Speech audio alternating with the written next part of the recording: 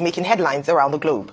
Vice President Kashim Shetima has decorated Kayode Egbetokun with his new rank of Inspector General of Police (IGP), pending his full confirmation by the Senate. Egbetokun was decorated at the presidential villa in a brief ceremony witnessed by top government officials, including the Secretary to the Government of the Federation, Senator George Akume, Chief of Staff to the President, Femi Gbajabiamila, National Security Advisor, Nuhu Ribadu, Imo State Governor, Hope Uzodinma, who also serves as the chairman of the Progressive Governors Forum, outgoing Inspector General of Police, Alkali Baba, and family members. On Monday, President Bola Tinubu approved Egbetokun's appointment to succeed Alkali Usman, who was removed along with all service chiefs of the country. Following the decoration ceremony, former IG of Police Alkali Usman Baba shared his thoughts on passing the baton to his successor. Very significant, like you have mentioned. It's a stage. You come, you walk, and you go. I'm happy I'm handing over to somebody I know that will carry the mantle of leadership from where I have stopped. We grew up in the job. We grew up together. I was his boss at a time, not even when I was IG. He worked under me twice.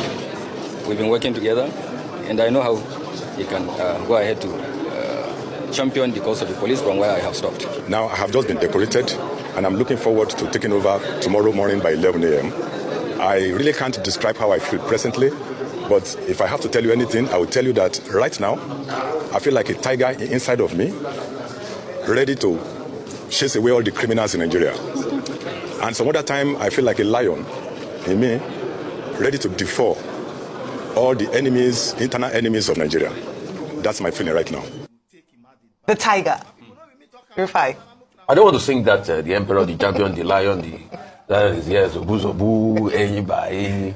Oh, yeah. I don't want to sing it. I don't want to sing it, but I just went through it. But see, congratulations to him. He comes prepared. He has seen the job for himself. There are lots of people, say many things about the president, saying that he brought his own loyalists in there because, don't forget, he had served with President Bola Ahmed Tinubu. But also the other part of the argument is, as long as they deliver, let him bring in his loyalists. If they are the people he wants, he thinks he can work with, they can come in as long as they deliver. But also, we must also respect balancing in the country as regards ethno-religious balancing.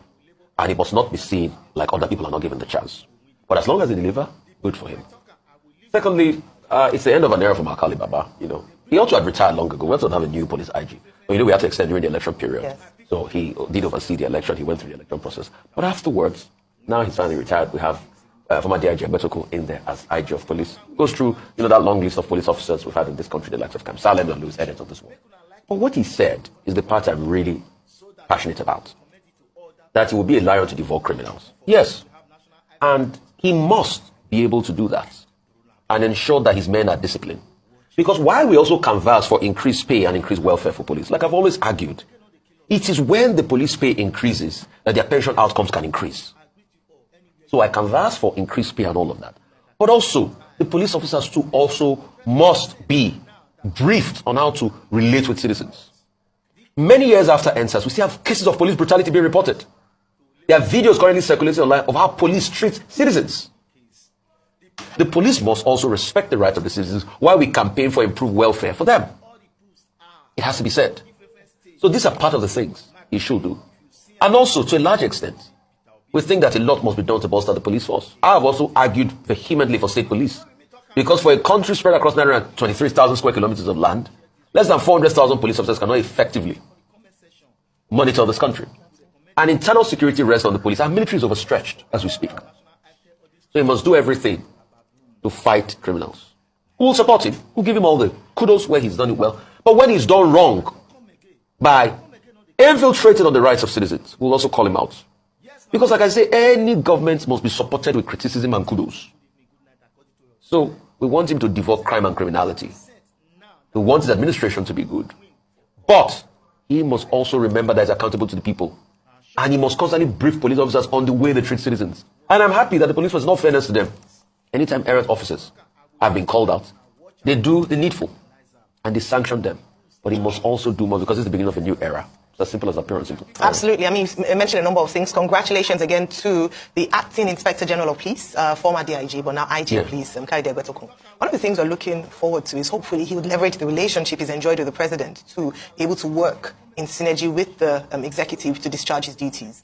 You've highlighted a number of key areas that would be looking forward to him addressing immediately. But some of those things, beyond strengthening the police, is also restoring the dignity of the police.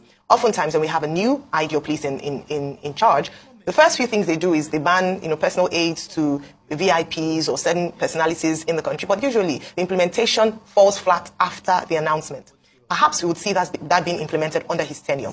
Also, we look at the welfare of the police, as you've highlighted, Rufai. This is something that has been pushed a number of times. When a new leader comes into office, there's usually high expectations from the people that he is leading, and in this area, the police. So what we're looking forward to him doing is reforms in that area. May he look into the issues of police brutality across the country. These are the kind of things we're looking forward to him doing. He has largely the Constitution backing him. We have had a number of reforms, but we're still asking. This is where he would work with the legislature to strengthen and reform the police under his tenure. That's what we're looking forward to. It was good to see him there with his wife. It was good to see, being decorated alongside Senator Kashim Shetima. It's good to see the excitement. It was good to see him speak and talk tough afterwards, saying that he was going to go after criminals.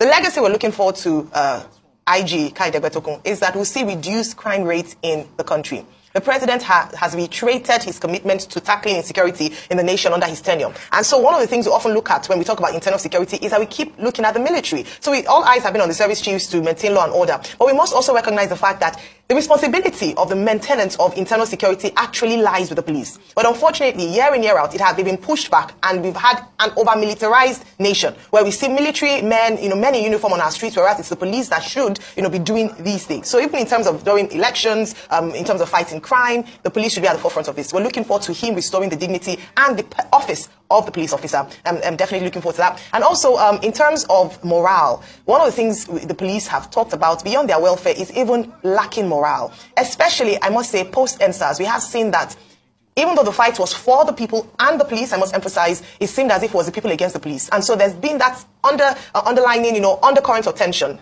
He has a role and a duty to perhaps come in here and settle this and ensure that we're able to work together with civilians. Let us get back to the police being your friend, being a reality, as opposed to being something comical that we see on the walls of police station. Let it be real. And then he can take advantage of the fact that the National Security Advisor is a former policeman himself. So perhaps he's able to understand better, and this is his constituent. So that could work to his advantage. And I hear that he had a meeting. He met with Malam Nuhu Ribadu after his decoration yesterday. And so talks have already begun in terms of how to better secure the nation. Once again, congratulations, IG Kaide Egbetokun. High expectations, the people are hopeful, and there's a lot of work ahead of you, especially in maintaining law and order in the Federal Republic of Nigeria.